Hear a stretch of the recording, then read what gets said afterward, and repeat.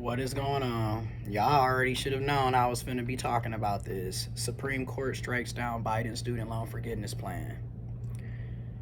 So, if you recall last year, summer 2022, a lot of us was excited and really was hopeful that we were going to be able to get some type of student loan forgiveness relief. There was two options. Some people were going to get $10,000 forgiven, and some people were going to get $20,000 forgiven. $10,000 was going to be forgiven regardless for anybody that had public student loans, government-funded student loans. And then the $20,000 forgiveness piece was for anybody that received the Pell Grant. So me personally, I received the Pell Grant undergrad. So I was going to be potentially getting $20,000 forgiven. That's not happening. It's not happening for anyone now. So let's talk about it. June 30th. Okay, the Supreme Court on Friday struck down President Joe Biden's student debt relief. The ruling matched expert predictions, giving the justices conservative majority. Again, we have a 6-3 conservative majority on the USA Supreme Court. Education officials, however, warned a historic rise in delinquencies and defaults. Yes, you're going to have a lot of delinquencies and defaults. We have been telling people for decades now, well, at least the past decade, at least, that there is going to be a student loan bubble burst. And if you thought that the mortgage crisis of 2007, 2008 was bad, when the student loan bubble bursts, it's probably going to be 10 times worse because everyone didn't have a mortgage, yet damn near entire generations between Gen X, millennials, and Gen Z have gone to college. Because let's be real, the American myth, dream, the lie that was sold to everybody.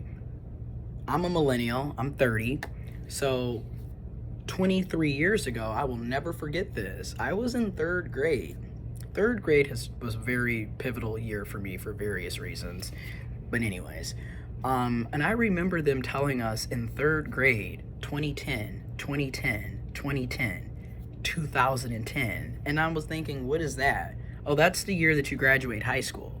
So they were already preparing us for college prep in third grade. A lot of us were literally told from our teachers, our guidance counselors, other school officials, our families, our parents, the community, society, media, that we had to go to college if we wanted to make a good living, if we wanted to be middle class, if we wanted to have good paying jobs, if we wanted to have careers. And quite frankly, it's a bunch of malarkey. You don't have to go to college to make a decent income. And in fact, you're probably better off not going in many cases because as you can see, most of us are rolling around in massive student loan debt, working at jobs that pay us poverty pay. I'm just going to throw it out there.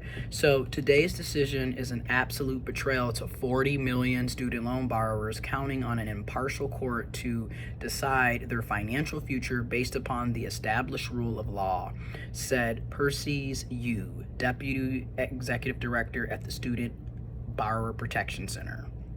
The Supreme Court on Friday struck down President Joe Biden's federal student loan forgiveness plan, denying tens of millions of Americans the chance to get up to $20,000 of their debt erased.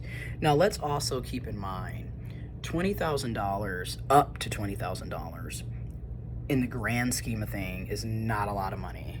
Not when you look at what a lot of people's student loans are. Like, me personally, I was thankful, I'm not gonna lie, because I owe $46,000. So if I would have gotten that $20,000 forgiven, it would have cut my in half. I would have been owing 26 instead of 46, and that would have been a lot easier to pay, and I would have had a lower monthly payment, lower interest, and it would have been easier to pay off. Because think about it, you get a car. Like I had to get a newer car this year because my car died at the end of Labor Day 2022, and my car loan was like, I got a loan. I think the car is $23,000, but like after you look at interest and everything else, it went to $30,000. But yet I can pay that off in 5 years. Meanwhile, I could have paid off that $26,000. You know what I mean? If I would have received that $20,000 forgiveness in 5 years too, would have been a lot more doable. So I was thankful, but I know so many people who owe 100,000 plus. So 20,000 really wasn't going to do much for them. Let's just keep it real. Like, you have people that literally owe $250,000. Like, you think I'm lying? You literally have folks that owe $250,000. So yeah. So the ruling, which matched expert decisions, giving the Justice Conservative majority, is a massive blow again to borrowers who were promised a loan forgiveness by the Biden administration last summer. The 6-3 majority ruled that at least one of the GOP-led 6 states that challenged the loan relief program had the proper legal footing, known as standing to do so. The higher court said the president didn't have the authority to instruct his education secretary to cancel such a large amount of consumer debt without authorization from Congress. Can the secretary use his powers to abolish $430 billion in student loans, completely canceling loan balances for 20 million borrowers as a pandemic winds down to its end, wrote Chief Justice John Roberts in the majority opinion for Biden versus Nebraska? We can't believe the answer would be yes. Roberts also said the president's plan would cause harm to Missouri, as it would have reduced profits at the Missouri Higher Education Loan Authority, or MOHELA. And you can look at a lot of the dissents as well. I'm going to have all of this in the description box below, because I really think it's important that we share information and we actually have that info so we can make our own independent opinions and critically think. Under the Secretary's plan, roughly half of all federal borrowers would have their loans completely discharged, Roberts wrote. MOHELA could no longer service those closed accounts, costing it, by Missouri's estimate, $44 million a year in fees. The plan's harm to MOHELA is also harm to Missouri. Legal experts and advocates recently poked holes in the state's argument that Biden's plan would reduce MOHELA's bottom line and potentially leave it unable to meet its financial obligations to Missouri. They pointed out that the lender's revenue was actually expected to rise because of some student loan servicers recently leaving the space and it picking up extra accounts. So that's just that, right? So here's the thing. Student loan debt in the USA now totals nearly $1.8 trillion. I have 46,000 out of that 1.8 trillion. I want people to understand that student loans, in my opinion, are predatory lending. Because when you look at how they are given, a lot of us were graduating high school 17, 18. Some people were a little older, 19, 20, 21. And they're signing up 17 to 21, 22-year-olds with no credit history, no credit score. Your credit hasn't even been established, but somehow you're 17 and you're able to walk into a lot of these colleges and universities and get student loans out the ass. No one's discussing interest rates. No one's discussing repayment plans. No one's discussing, the trajectory of if your degree is actually going to land you a decent paying job.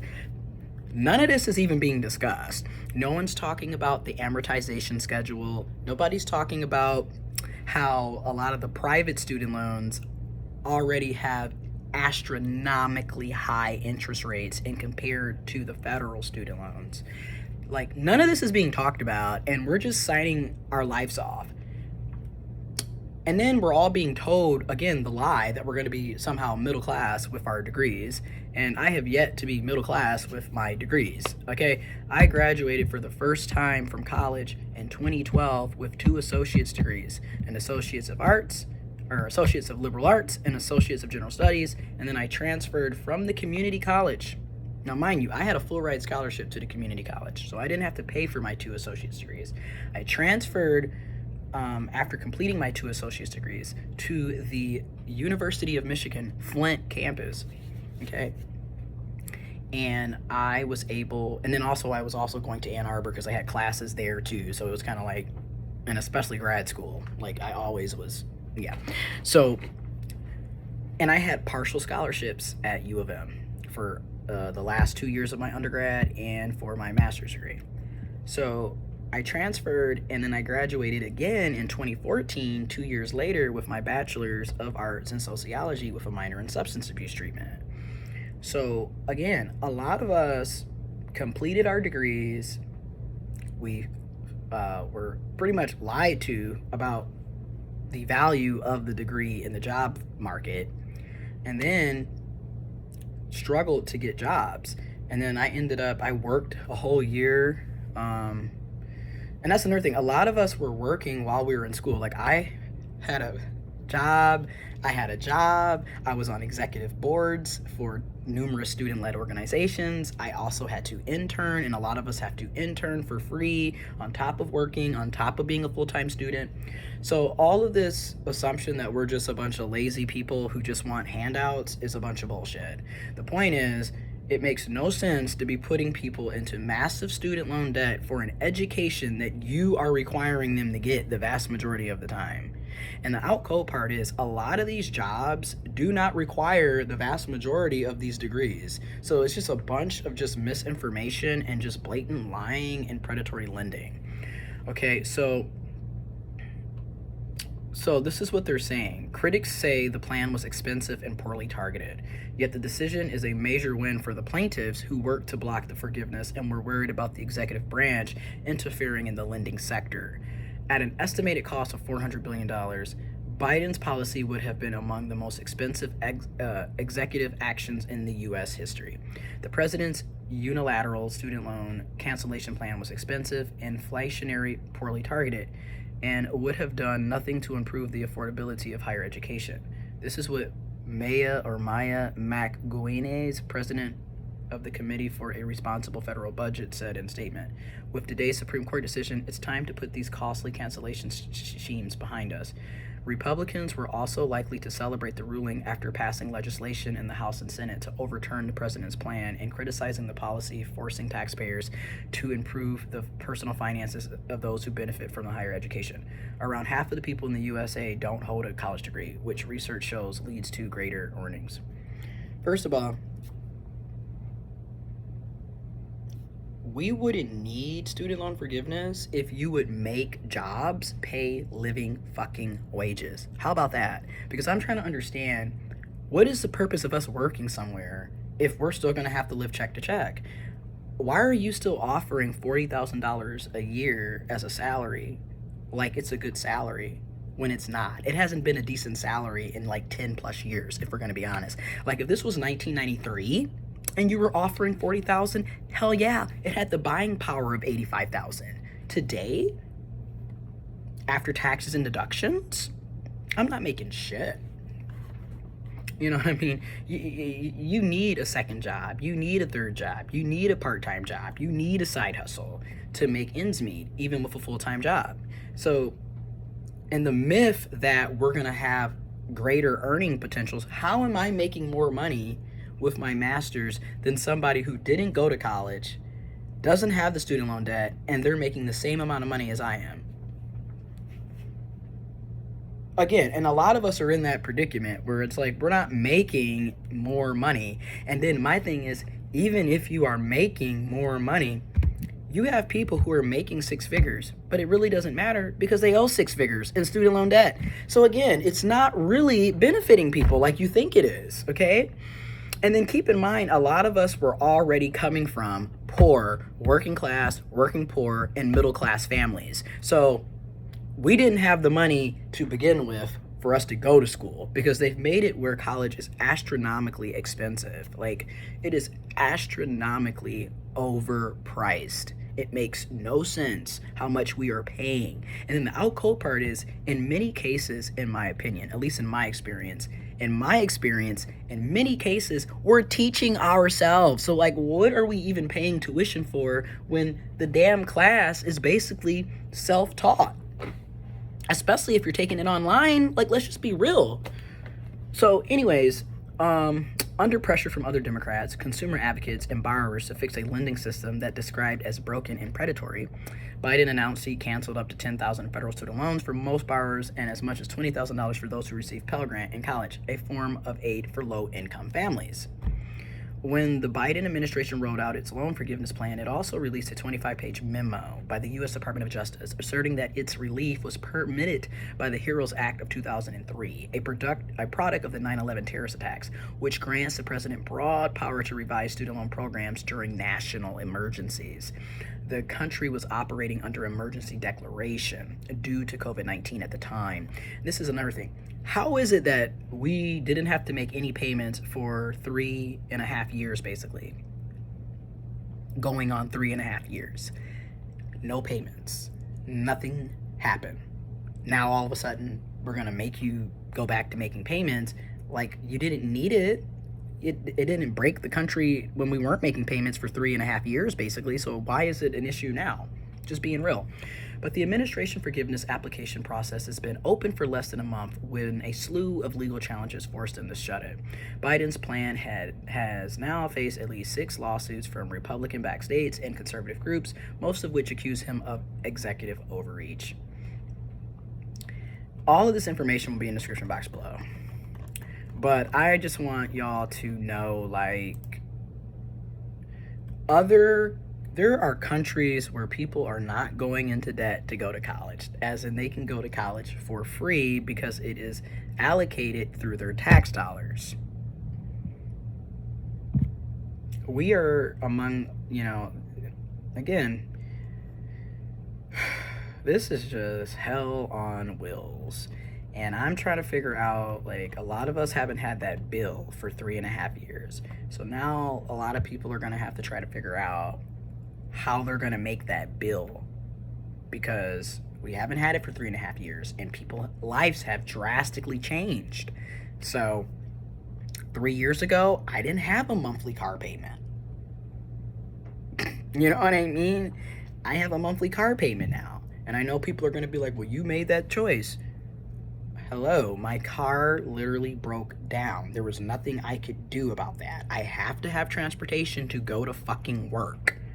And it's really ridiculous how jobs require us to have reliable transportation while they're not paying us enough money to have reliable transportation. Is really, especially when you look at the fact that I'm literally coming into work to sit behind a fucking computer that I can do at home. Just saying. But, I didn't have a monthly car note 3 years ago. So realistically speaking, I don't know how I'm going to be making a monthly payment to my student loans when I have $441 that I have to give out to a car payment. And then I have to pay another $125, $141 for my car insurance. So a lot of us are literally going to have to face reality. We're going to have to leave our jobs and go get better jobs, because there's no other way to, I'm already working a part-time job and a full-time job and side hustles, and really, I just need to get a better full-time job, like, quite frankly, because, like, I make $40,000 a year before taxes and deductions. After taxes and deductions, child, I get $1,200 basically every 2 weeks. And mind you, my car note or my car payment, because I'm buying it, and my insurance for my car insurance, those are 2 bills. Those aren't the only bills and responsibilities that I have. So I'm basically losing half of my check just because I have to have a car. And it's just like, so we haven't even talked about utility bills, food, shelter, renter's insurance, or if you have homeowner's insurance, your other bills and responsibilities. You have other debts that you're also trying to pay off. Like, none of this is ever really talked about. And again, I have a whole master's degree, over 10 years of experience, and I'm only making $40,000 a year after taxes or before taxes and deductions. So a lot of us are screwed. There's going to be a lot of defaults. I'm just going to go, a lot of delinquencies and defaults, because we don't have the money. We never did. That's just it. If we had the money, we wouldn't have taken out the damn student loans to begin with. So, here I go again, constantly being told this over and over and over every step of my life. And this is why so many of us are pessimistic and cynical, because it's like you're following the rules to go nowhere.